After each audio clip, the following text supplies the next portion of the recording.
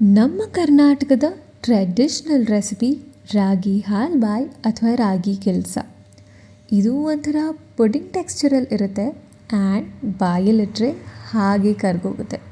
So ನೀವು ಕೂಡ ಇದೇ ಥರ ಪರ್ಫೆಕ್ಟ್ ಟೆಕ್ಸ್ಚರ್ ಜೊತೆ ಪ್ರಿಪೇರ್ ಮಾಡಬೇಕಂದ್ರೆ ಕಂಪ್ಲೀಟ್ ರೆಸಿಪಿನ ಫಾಲೋ ಮಾಡಿ. ಇಲ್ಲಿ 1 ಕಪ್ ರಾಗಿನ ತೊಗೊಂಡಿದ್ದೀನಿ.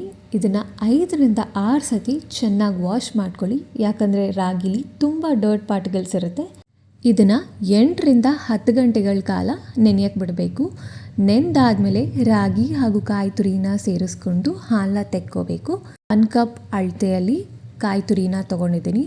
ಸೊ ನೀವು ಯಾವ ಲೋಟದಲ್ಲಿ ಅಳತೆನ ತೊಗೊಂಡಿರ್ತೀರಾ ಅದೇ ಲೋಟದಲ್ಲಿ ರಾಗಿ, ಕಾಯಿ ತುರಿ, ಬೆಲ್ಲ ಹಾಗೂ ನೀರಿನ ಅಳತೆನ ತೊಗೋಬೇಕು. ಈಗ ಅದೇ ಕಪ್ಪಲ್ಲಿ ನಾನು ಟೋಟಲಾಗಿ 6 ಕಪ್ ನೀರನ್ನ ತೊಗೋತೀನಿ ರಾಗಿ ಹಾಗೂ ಕಾಯಿ ತುರಿ ಹಾಲನ್ನ ಎಕ್ಸ್ಟ್ರಾಕ್ಟ್ ಮಾಡ್ಕೊಳ್ಳೋಕ್ಕೆ. ಪ್ರತಿ ಬಾರಿ ಗ್ರೈಂಡ್ ಮಾಡಿದಾಗಲೂ 1.5 ಲೋಟ ಅಷ್ಟು ನೀರನ್ನ ಹಾಕ್ಕೊಂಡು 4 ಸತಿ ಗ್ರೈಂಡ್ ಮಾಡ್ಕೊತೀನಿ. ಇಲ್ಲಿ ನಾನು ದೊಡ್ಡ ಲೋಟ ಅಷ್ಟು ರಾಗಿ ಹಾಗೂ ಕಾಯಿ ತುರಿನ ತೊಗೊಂಡಿರೋ ಕಾರಣ ಮಿಕ್ಸಿ ಓವರ್ಲೋಡ್ ಆಗೋ ಚಾನ್ಸಸ್ ಇರುತ್ತೆ. ಸೊ ನೀವೇನಾದರೂ ಸಣ್ಣ ಲೋಟದಲ್ಲಿ ರಾಗಿ ಹಾಗೂ ಕಾಯಿ ತುರಿನ ತೊಗೊಂಡಿದ್ರೆ 3 ಸತಿ 2 ಕಪ್ ಹಾಕ್ಕೊಂಡು ಗ್ರೈಂಡ್ ಮಾಡ್ಕೋಬೋದು. ಇಲ್ಲಿ ಹಾಲನ್ನ ತೆಕ್ಕೊಳ್ಳೋಕ್ಕೆ ನೀವು ಬಟ್ಟೆ ಕೂಡ ಯೂಸ್ ಮಾಡ್ಬೋದು. ನಾನೇನು ಮಾಡ್ತೀನಿ ಅಂದರೆ ಫಸ್ಟು ದೊಡ್ಡ ತೂತ್ ಇರೋ ಜರಡಿಯಲ್ಲಿ ಶೋರಿಸ್ಕೊತೀನಿ. ಅದಾದ ನಂತರ ಮತ್ತೆ ಸಣ್ಣ ತೂತ್ ಇರೋ ಒಂದು ಜರಡಿಯಲ್ಲಿ ಶೋರಿಸ್ಕೊತೀನಿ. ಆವಾಗ ನಮಗೆ ಫೈನಾಗಿರುವಂಥ ಹಾಲು ಬರುತ್ತೆ. ನೀವು ಬಟ್ಟೆ ಏನಾದರೂ ಯೂಸ್ ಮಾಡಿದ್ರೆ 1 ಸತಿ ಶೋರಿಸ್ಕೊಂಡ್ರೆ ಸಾಕಾಗುತ್ತೆ. ಇಲ್ಲಿ ನಾನು 1 ಸತಿ ರಾಗಿ ಹಾಲನ್ನ ಶೋರಿಸ್ಕೊಂಡು ರೆಡಿ ಮಾಡಿಟ್ಕೊಂಡಿದ್ದೀನಿ. ಈಗ 1.5 ಕಪ್ ಬೆಲ್ಲ ಜೊತೆಗೆ 1 ಕಪ್ ನೀರನ್ನ ಸೇರಿಸ್ಕೊಂಡು ಬೆಲ್ಲನ ಕರಗಿಸ್ಕೊಂಡ್ರೆ ಸಾಕಾಗುತ್ತೆ. ಪಾಕ ತೆಗೆಯೋ ನೆಸೆಸಿಟಿ ಇಲ್ಲ. ನಿಮಗೆ ಸಿಹಿ ಜಾಸ್ತಿ ಬೇಕನ್ಸಿದ್ರೆ 1.25 ಕಪ್ಪಷ್ಟು ಬೆಲ್ಲ ಕೂಡ ತೊಗೋಬೋದು.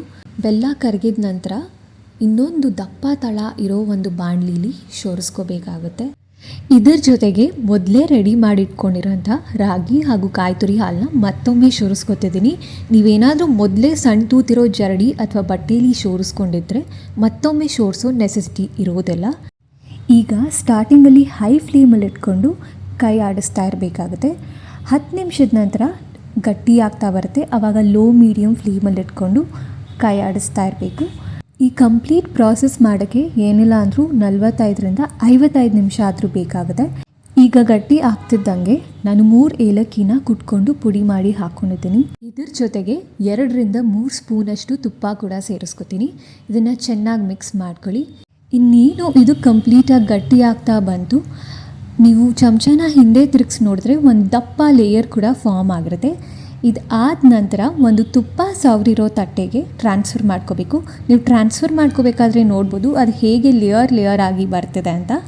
ಸೊ ನೀವೇನಾದರೂ ಇದನ್ನು ತೆಳ್ಳಗೆ ಕುಕ್ ಮಾಡ್ಕೊಂಡಿದ್ರೆ ನೀವು ಪೀಸಸ್ ತೆಗಿಬೇಕಾದ್ರೆ ಅದು ಮುರಿದು ಹೋಗೋ ಚಾನ್ಸಸ್ ಇರುತ್ತೆ. ಸೊ ನೋಡಿಕೊಂಡು ಸರಿಯಾದ ಹದದಲ್ಲಿ ಕುಕ್ ಮಾಡ್ಕೊಳ್ಳಿ.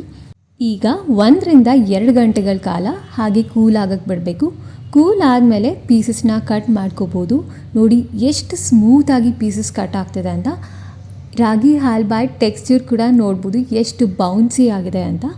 ಇದನ್ನು ಒಂದು ಏರ್ ಟೈಟ್ ಡಬ್ಬಿಯಲ್ಲಿ 1 ವಾರ ಕಾಲ ಫ್ರಿಜ್ಜಲ್ಲಿ ಇಟ್ಕೊಂಡು ಸ್ಟೋರ್ ಕೂಡ ಮಾಡ್ಕೋಬೋದು.